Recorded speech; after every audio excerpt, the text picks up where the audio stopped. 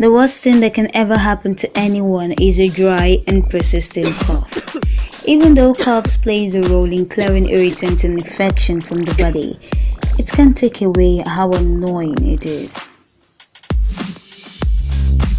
In this video, we're going to look at some home remedies that can help with that persistent cough.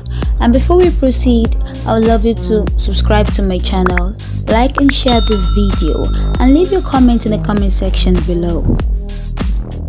The first on our list is honey tea.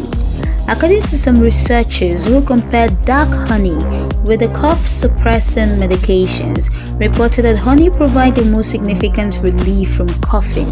Although the benefits of honey over these cough-suppressant medications were small, parents rated honey most favorable.